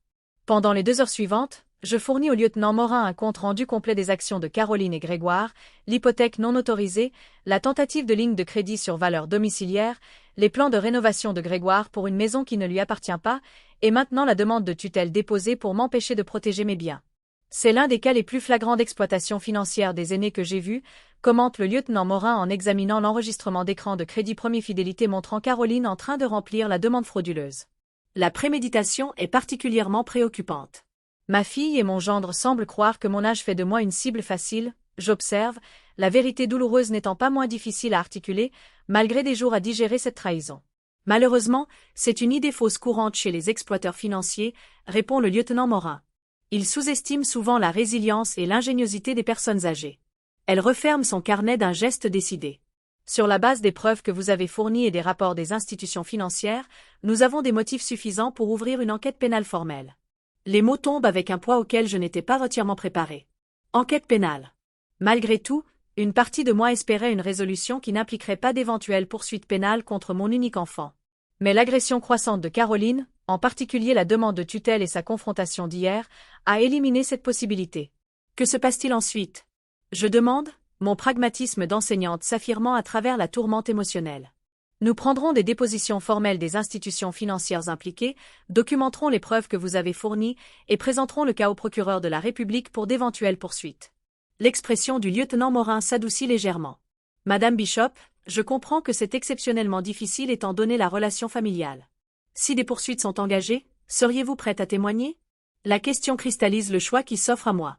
Pour me protéger pleinement, je dois être prête à témoigner contre ma propre fille au tribunal pénal. La perspective est déchirante. Pourtant, l'alternative, permettre à Caroline et Grégoire de poursuivre leur exploitation sans contrôle, est inacceptable. Oui, dis-je fermement, en repoussant les instincts maternels qui ne servent plus ni l'un ni l'autre. Je témoignerai si nécessaire. Après le départ du lieutenant Morin avec des copies de mes preuves, j'appelle Maître Dubois pour la mettre au courant de ce développement. Sa réponse est immédiatement stratégique. Cela renforce considérablement notre position pour l'audience de tutelle de demain. Note-t-elle. Une enquête pénale sur les personnes mêmes qui cherchent à vous mettre sous tutelle crée un conflit d'intérêts évident. Je déposerai un mémoire complémentaire cet après-midi. En début d'après-midi, Jeanne Sullivan appelle avec des mises à jour qui valident davantage notre approche. Nous avons reçu 11 demandes de visite pour la maison jusqu'à présent, dont 3 d'acheteurs préqualifiés. Je les ai programmées à partir de jeudi, en supposant que l'audience de mercredi se déroule comme prévu. Ce sera le cas, je l'assure. La confiance grandissant avec chaque pièce à conviction, chaque allié professionnel qui reconnaît la légitimité de ma position. Mon téléphone vibre avec un SMS d'un numéro inconnu. Madame Bishop, c'est encore Kevin Chiao. Grégoire vient d'envoyer un email à tous les anciens employés, menaçant de poursuites judiciaires si nous diffusons de fausses informations sur Innovation Verte. Il panique clairement. Je pensais que vous devriez le savoir. Cette confirmation indirecte que notre contre-offensive à l'effet escompté renforce ma résolution. Je transfère le message à Maître Dubois, une autre pièce de notre documentation croissante des tentatives de plus en plus désespérées de Caroline et Grégoire pour maintenir le contrôle de leur stratagème frauduleux. La fin de l'après-midi de mardi apporte peut-être le développement le plus significatif à ce jour. Maître Durand appelle avec des nouvelles sur l'hypothèque frauduleuse. Éléonore, nous avons fait une découverte cruciale. Commence-t-il? L'excitation évidente dans son ton habituellement mesuré. La notaire dont le sceau apparaît sur les documents hypothécaires a déposé une plainte indiquant que son sceau a été utilisé sans autorisation. Elle ne vous a jamais rencontré et était en fait en vacances en Floride le jour où les documents ont été soi-disant certifiés à Villeneuve. Un autre faux, je conclus, ajoutant cela à la montagne de preuves contre Caroline et Grégoire. Pas seulement un faux. La fraude notariale est une infraction pénale distincte, explique Maître Durand. J'ai transmis toute la documentation au lieutenant Morin et j'ai mis à jour Maître Dubois pour l'audience de demain. Mardi soir, alors que Marthe et moi préparons un simple dîner, les pièces se sont alignées avec une clarté qui transcende mon choc et mon chagrin initiaux. Ce qui a commencé comme une trahison personnelle a évolué en un schéma documenté de comportement criminel qui s'étend au-delà du drame familial pour entrer dans le domaine des conséquences juridiques graves. « Es-tu prête pour demain ?» demande Marthe alors que nous nettoyons après le dîner. L'inquiétude est évidente dans sa voix. Aussi prête que possible, je réponds honnêtement. Je n'aurais jamais imaginé devoir défendre ma compétence contre ma propre fille au tribunal. Mais nous en sommes là. Nous en sommes là, en effet. Approuve Marthe, en me tendant une assiette fraîchement séchée à ranger. Mais tu n'y fais pas face seule. La moitié de la ville est indignée en ton nom depuis que la nouvelle de ce qu'ils ont fait s'est répandue. C'est une nouvelle pour moi. La nouvelle s'est répandue? Comment? Marthe a l'air un peu penaude. Eh bien, le père Williams a peut-être mentionné pendant la messe de dimanche que nous devrions prier pour un membre de la communauté confronté à l'exploitation par sa famille. Il n'a pas donné de nom, mais tout le monde à Villeneuve peut faire le rapprochement. Je termine, partagé entre l'embarras de voir mes problèmes privés devenir publics et la gratitude pour le soutien de la communauté. Caroline et Grégoire sont arrivés à l'église avec l'air d'avoir avalé des citrons. Continue Marthe avec une satisfaction non dissimulée. Ils sont partis avant le café quand 3 personnes différentes ont posé des questions pointues sur votre bien-être.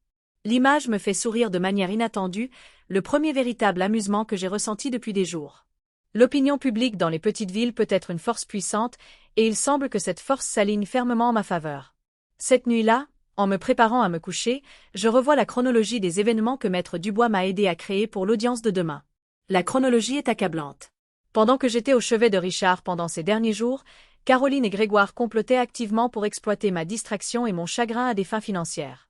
Les preuves documentées créent un récit irréfutable de prédation opportuniste plutôt que de membres de la famille inquiets protégeant une personne âgée cognitivement diminuée. Mon téléphone vibre avec un dernier SMS avant que je ne me couche. De Kevin Xiao à nouveau. Je viens d'apprendre qu'Innovation Verte a perdu son bail de bureau. Le propriétaire a invoqué des préoccupations de réputation après qu'une banque locale a retiré son engagement de financement. Grégoire a été escorté par la sécurité après avoir proféré des menaces. Le château de cartes s'effondre plus vite que prévu. Alors que je règle mon réveil pour 6 heures du matin, assez tôt pour me préparer minutieusement pour l'audience de 9 heures, je ressens un sentiment de justification inhabituel. Non pas du plaisir de la chute de Caroline et Grégoire, mais la validation que les systèmes conçus pour protéger les adultes vulnérables peuvent parfois fonctionner comme prévu lorsqu'ils sont activés par quelqu'un ayant les connaissances et les ressources pour les naviguer efficacement. Demain, j'affronterai ma fille dans une salle d'audience, défendant ma compétence mentale contre ses tentatives de prendre le contrôle de ma vie. Ce sera douloureux, peut-être traumatisant, certainement bouleversant. Mais ce soir, je me repose dans la certitude que la vérité documentée est un bouclier puissant contre ceux qui exploiteraient la vulnérabilité. Même lorsque ces exploiteurs partagent votre ADN. Dans l'obscurité silencieuse de la chambre d'amis de Marthe, je murmure à la mémoire de Richard. Je fais ce qui doit être fait. J'espère que tu comprends. Le silence qui suit me semble être son approbation. Le Palais de Justice de Villeneuve date de 1892. Sa façade imposante en granit et ses larges marches en marbre sont conçues pour inspirer le respect de la loi. Je suis passé devant des milliers de fois pendant mes décennies en ville, mais je n'ai jamais franchi ses portes jusqu'à aujourd'hui, le jour où je dois défendre ma compétence contre les tentatives de ma propre fille de me déclarer incapable de gérer mes affaires.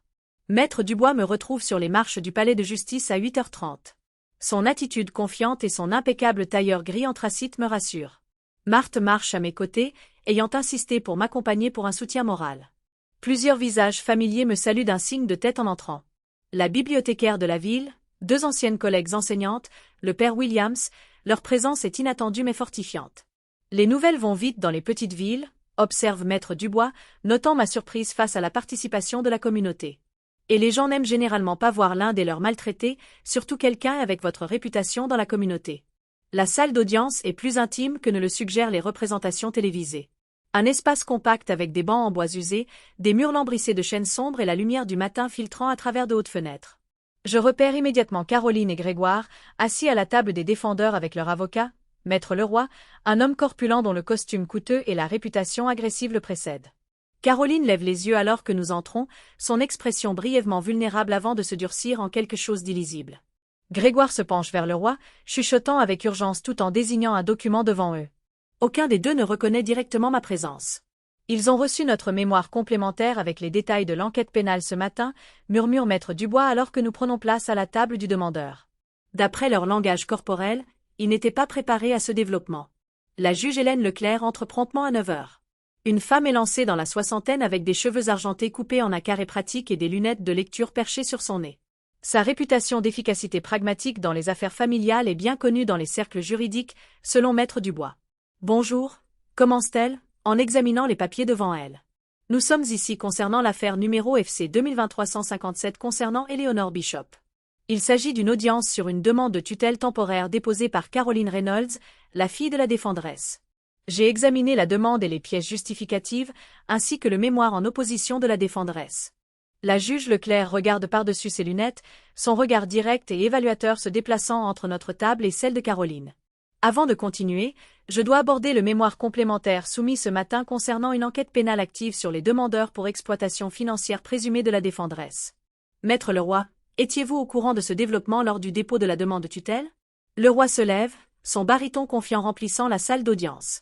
Votre honneur, nous n'étions pas au courant d'une enquête formelle au moment du dépôt.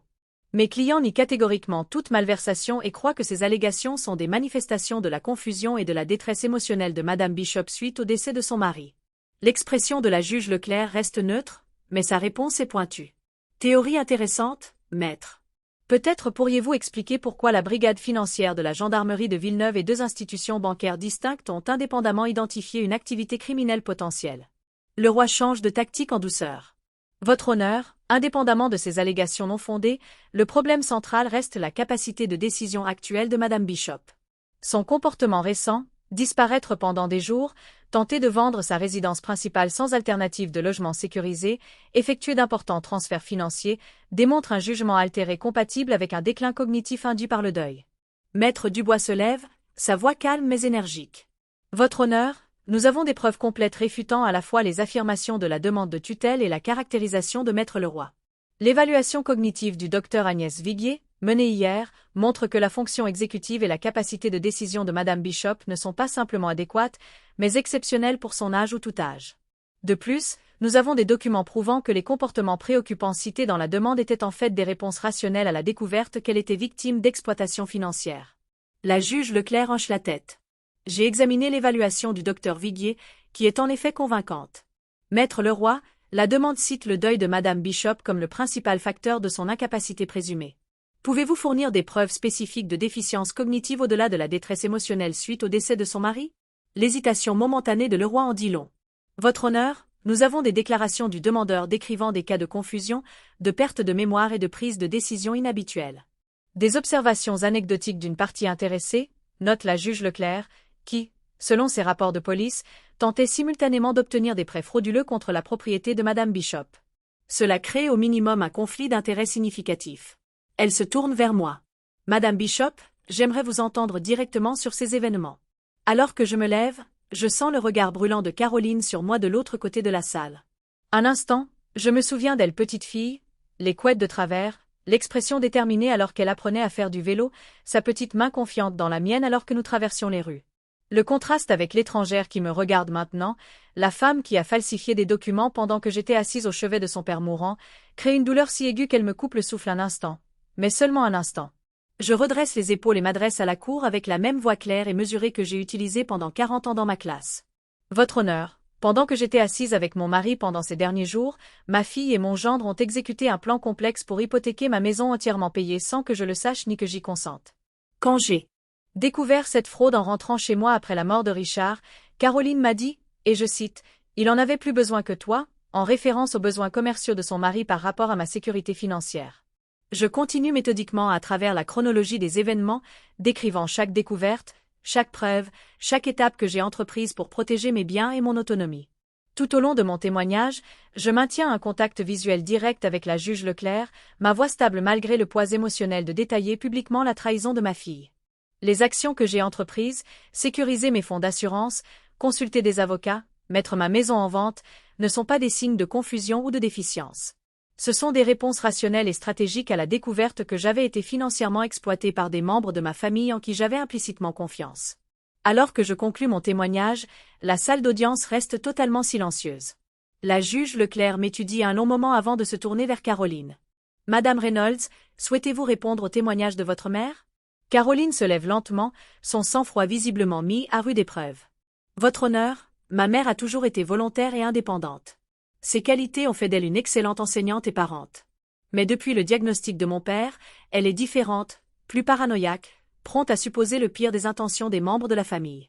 La tentative de recadrer la protection de mes biens comme de la paranoïa aurait pu être efficace sans la montagne de documents prouvant la légitimité de mes préoccupations. L'expression de la juge Leclerc suggère qu'elle reconnaît cette déconnexion. Madame Reynolds, la Cour a des documents d'une demande d'hypothèque portant la signature falsifiée de votre mère, des images de sécurité de vous en train de remplir une demande de prêt frauduleuse en son nom et le témoignage d'un notaire déclarant que ces informations d'identification ont été falsifiées sur les documents que vous avez soumis. Comment conciliez-vous ces faits avec votre caractérisation des préoccupations de votre mère comme étant paranoïaque? Caroline hésite, cherchant conseil auprès de le roi. Il se lève à nouveau, intervenant en douceur. Votre honneur, ces allégations, bien que préoccupantes si elles sont avérées, n'annulent pas l'inquiétude légitime concernant le jugement et le bien-être actuel de Madame Bishop. Nous pensons qu'une évaluation par un tiers neutre de sa situation de vie et de sa gestion financière profiterait à tout le monde. La juge Leclerc retire ses lunettes, fixant le roi d'un regard direct. Maître, ce que je vois, c'est une tentative d'utiliser ce tribunal pour prendre le contrôle de biens que vos clients ont déjà essayé d'accéder par des moyens potentiellement criminels. Ce n'est pas le but des dispositions de tutelle. Elle se retourne vers les documents devant elle, les examinant en silence pendant plusieurs instants avant de rendre sa décision. La demande de tutelle temporaire est rejetée. De plus, je délivre une ordonnance de protection financière interdisant à Caroline Reynolds et Gregory Reynolds d'accéder à tout compte, propriété ou actif appartenant à Eleanor Bishop. Un soulagement m'envahit. Pas une célébration, mais la satisfaction plus calme d'être crue, de voir mon autonomie affirmée par le tribunal.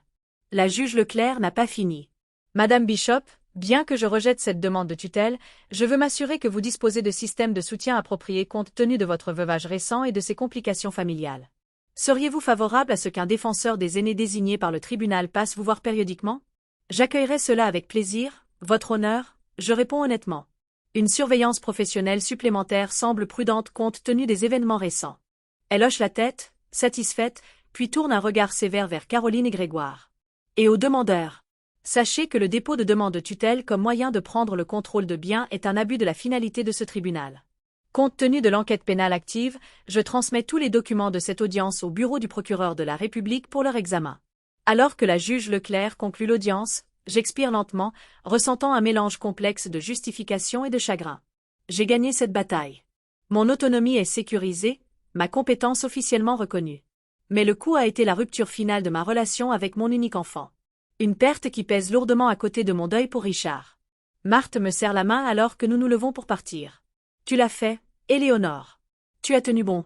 Oui, je pense alors que nous sortons de la salle d'audience, en évitant soigneusement le regard de Caroline.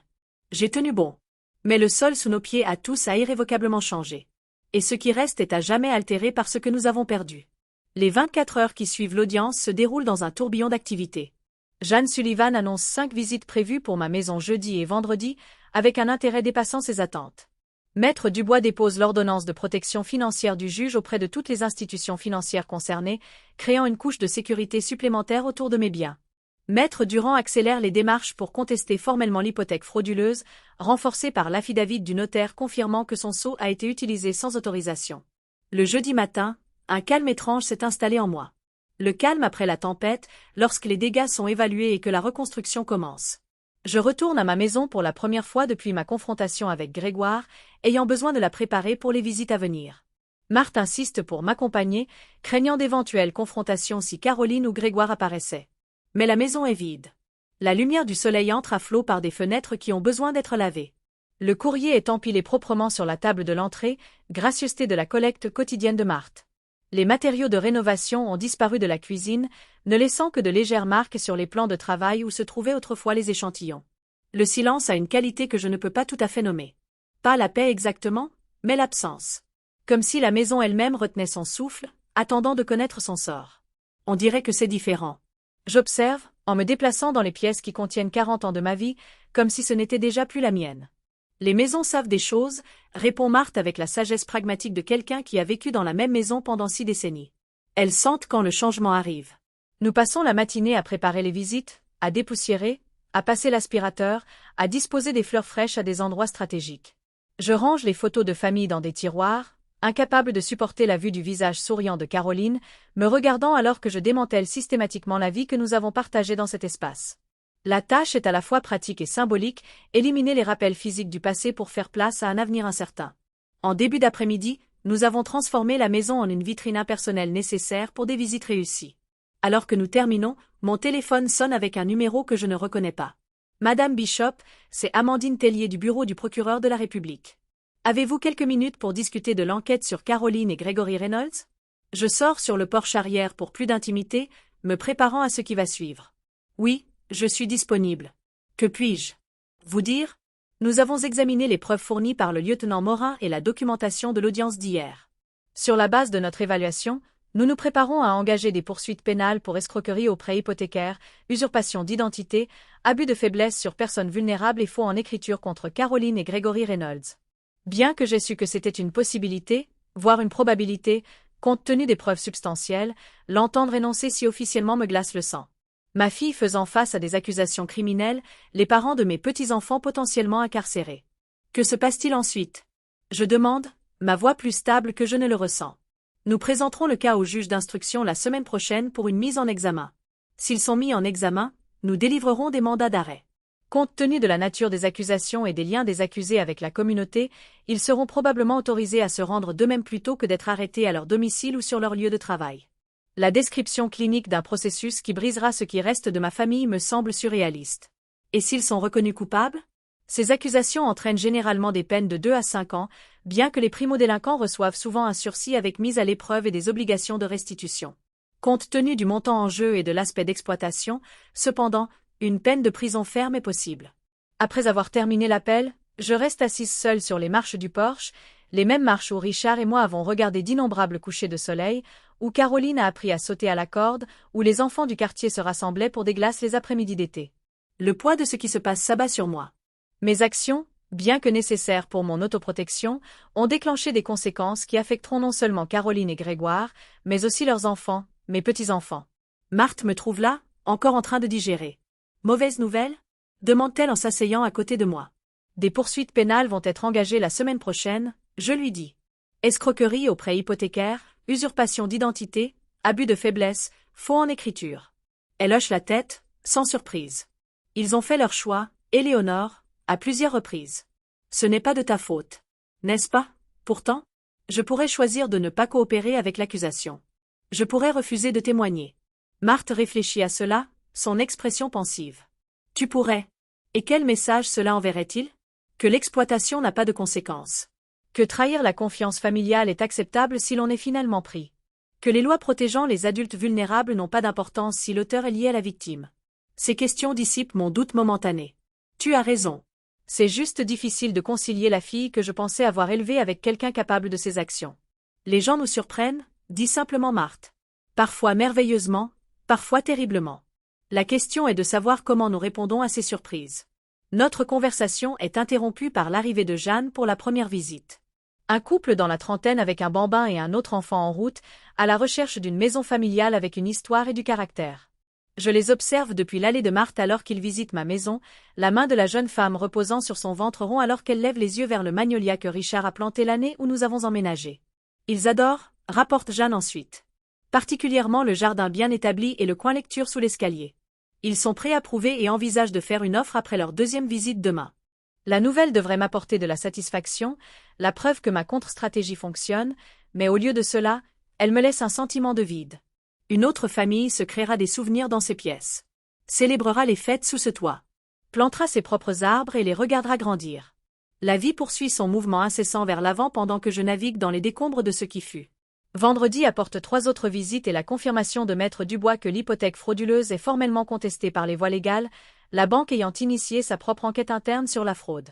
Le soir, Jeanne appelle avec la nouvelle que le jeune couple souhaite faire une offre 455 000 €, légèrement en dessous du prix demandé, mais avec des conditions suspensives minimales et un calendrier de clôture flexible. C'est une offre solide d'acheteurs qualifiés qui aiment vraiment la maison, conseille Jeanne. Sur ce marché, avec les complications connues concernant la situation de l'hypothèque, je recommanderais de la considérer sérieusement. J'accepte d'examiner l'offre formelle lorsqu'elle arrivera samedi matin.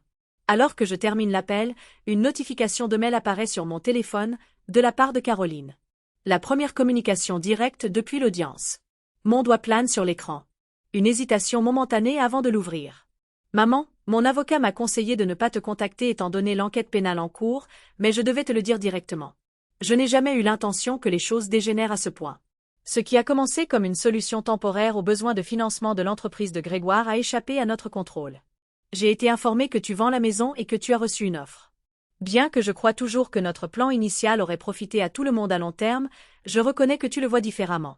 Je ne contesterai pas la vente et ne créerai pas de complications supplémentaires. Le bureau du procureur de la République nous a contactés au sujet d'éventuelles poursuites pénales. Je ne sais pas ce qui va se passer ensuite, mais j'essaie de protéger les enfants de tout cela autant que possible. Ils demandent déjà pourquoi ils ne t'ont pas vu, et je ne sais pas quoi leur dire. Caroline. Le libellé prudent de l'email, aucune admission directe de culpabilité, aucune excuse explicite, l'accent mis sur la protection des enfants plutôt que sur la reconnaissance du tort causé, reflète la Caroline que je connais maintenant plutôt que la fille que je pensais avoir. Même face à des poursuites pénales, elle ne peut se résoudre à assumer l'entière responsabilité de ses actes ou à exprimer un véritable remords. Pourtant, sous ma déception, une lueur d'inquiétude maternelle persiste. Les enfants, mes petits-enfants, sont des victimes innocentes dans ce conflit. Leurs vies seront irrévocablement modifiées par les choix de leurs parents et les conséquences qui se déroulent maintenant. Je rédige et supprime 3 réponses avant de me décider pour une qui maintient les limites nécessaires tout en reconnaissant mon lien continu avec mes petits-enfants.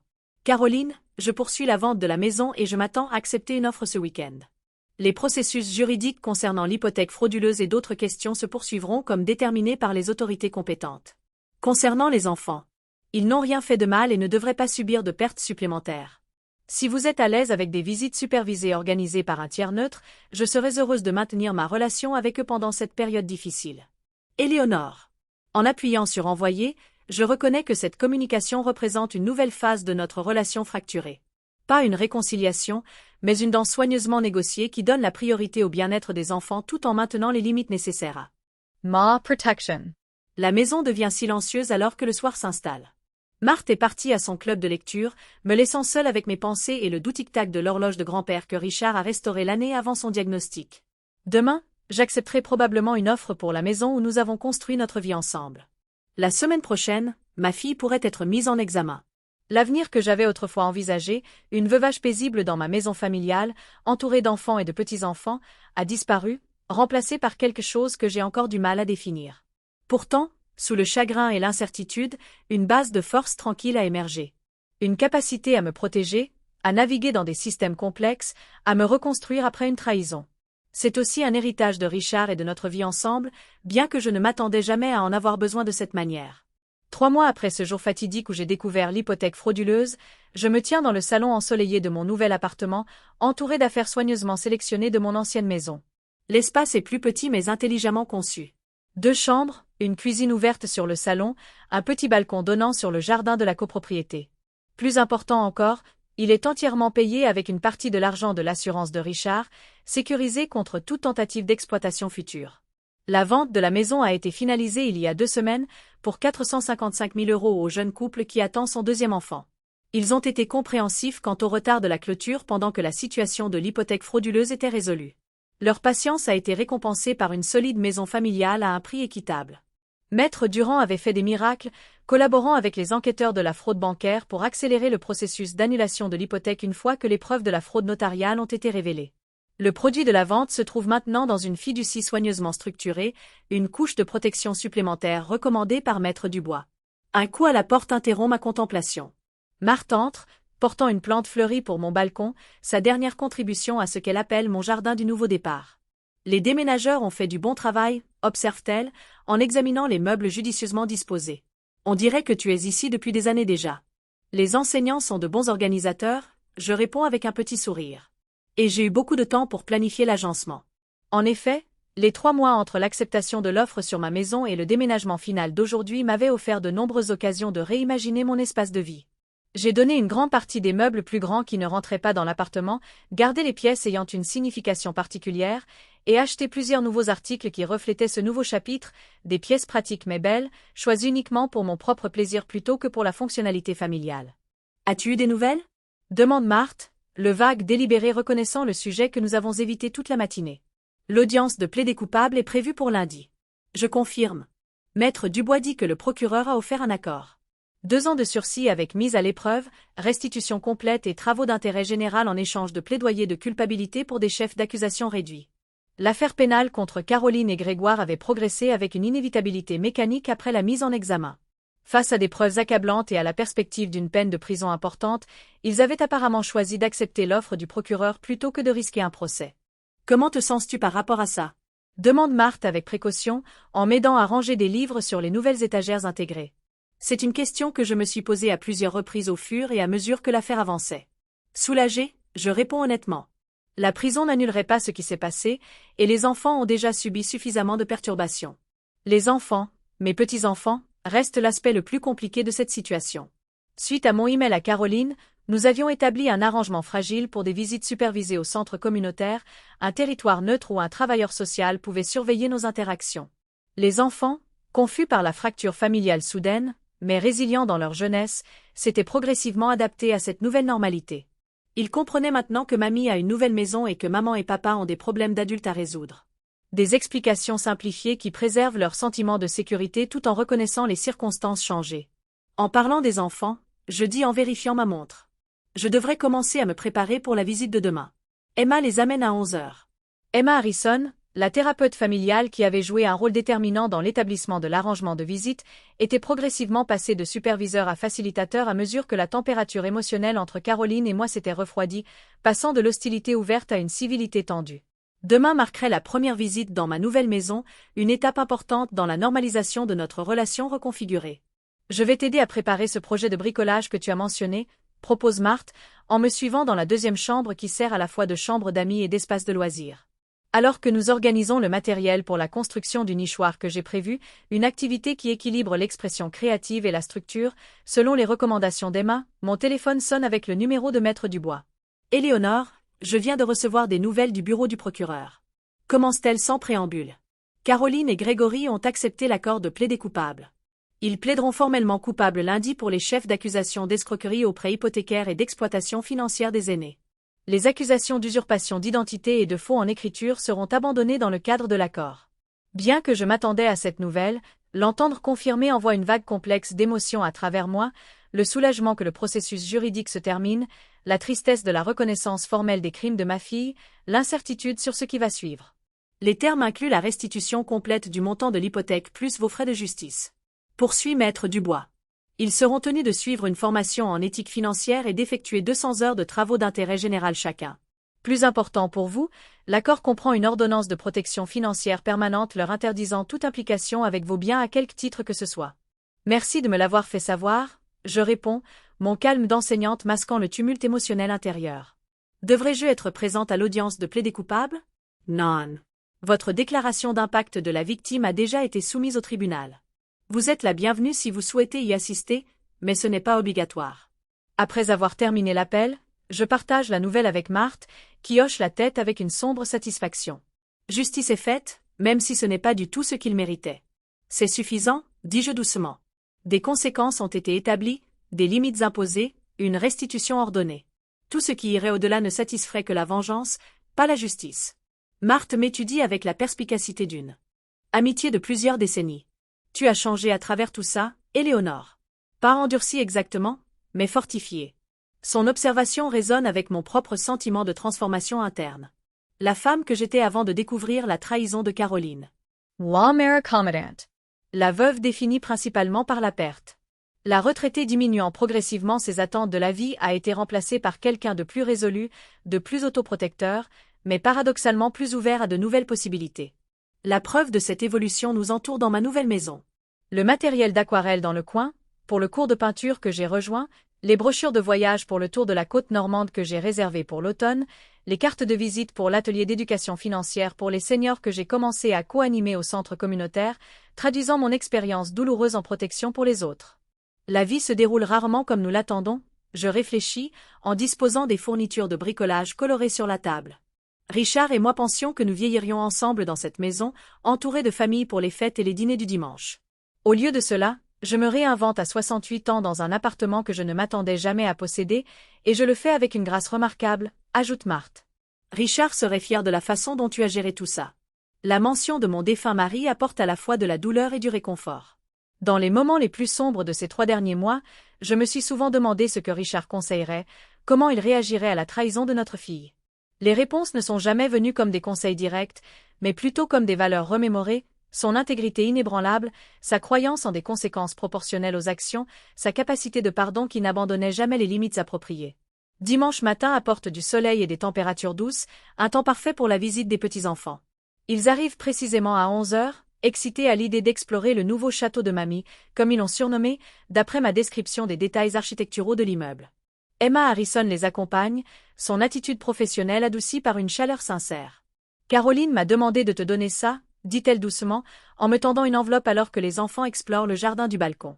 À l'intérieur se trouve une note manuscrite. La première communication personnelle de ma fille, non filtrée par des avocats ou médiatisée par des tiers depuis l'audience. Maman, alors que nous nous préparons à accepter la responsabilité légale de nos actions demain, je voulais t'écrire directement. Les mots « je suis désolée » semblent inadéquats pour ce que nous avons fait, mais ils sont néanmoins vrais. Nous avons trahi ta confiance pendant ta période la plus vulnérable, en donnant la priorité à nos intérêts financiers plutôt qu'à ta sécurité et ton autonomie. Je n'attends ni pardon ni réconciliation. Mais je veux que tu saches que je reconnais le mal que nous avons causé, non seulement sur le plan juridique, mais aussi à nos liens familiaux et aux valeurs que papa et toi avez travaillé si dur à m'inculquer. Les enfants chérissent leur temps avec toi. Quoi qu'il arrive entre nous, j'espère que cette relation pourra continuer à grandir. Caroline. Je lis la note 2 fois, cherchant une manipulation ou un agenda caché, mais ne trouvant que ce qui semble être une reconnaissance sincère, bien que tardive, de la faute. Pas une pleine responsabilité, peut-être, un langage un peu passif, une certaine distance, mais plus que ce que j'ai reçu jusqu'à présent. Tout va bien? Demande Emma, notant mon long silence. Oui, je réponds, en pliant soigneusement la note et en la remettant dans son enveloppe. Juste une communication inattendue. Les enfants appellent du balcon, impatients de me montrer le moineau qui s'est posé sur la balustrade, et je glisse l'enveloppe dans ma poche pour une considération ultérieure. Aujourd'hui est consacré au nichoir, à la cuisson de biscuits et aux histoires lues dans le coin lecture que j'ai créé dans la chambre d'amis. Demain apportera la conclusion formelle des procédures judiciaires, et avec elle, des décisions sur le type de relation, le cas échéant, qui pourrait être possible avec Caroline à l'avenir. Mais aujourd'hui, à cet instant, je suis simplement une grand-mère partageant un dimanche ensoleillé avec ses petits-enfants dans une maison qui est vraiment et en toute sécurité la sienne. Après des mois de crise et de conflits, ce simple plaisir me semble être la plus profonde des reconquêtes. La capacité d'être présente dans la joie, sans être distraite par la peur ou l'incertitude quant à mon avenir. Alors que je rejoins les enfants sur le balcon, répondant à leur excitation face à l'oiseau visiteur, je reconnais silencieusement le chemin que j'ai parcouru depuis ce moment dévastateur où Caroline m'a froidement informé que son mari avait plus besoin que toi. Et je suis partie avec rien d'autre que mon sac à main et ma dignité. J'ai reconquis non seulement ma sécurité financière, mais mon autonomie, ma confiance et ma capacité à me reconstruire après une trahison. Le voyage a été douloureux au-delà de toute mesure. Mais debout ici, dans ma nouvelle maison, entourée de preuves de ma résilience, je reconnais que ce que Caroline et Grégoire n'ont jamais compris, ce que les exploiteurs de toutes sortes ne parviennent pas à comprendre, c'est que l'âge ne diminue pas la capacité d'une personne à se protéger lorsqu'elle est équipée de connaissances, de soutien et de la détermination à se battre pour ce qui lui appartient de droit. « Regarde, mamie !» s'exclame mon petit-fils, en désignant un deuxième oiseau rejoignant le premier. Ils construisent quelque chose ensemble. Je souris à cette simple observation qui capture en quelque sorte ma réalité actuelle. Oui, c'est vrai, J'approuve, en regardant les oiseaux rassembler des matériaux pour un nid. Parfois, recommencer à zéro est exactement ce qu'il faut.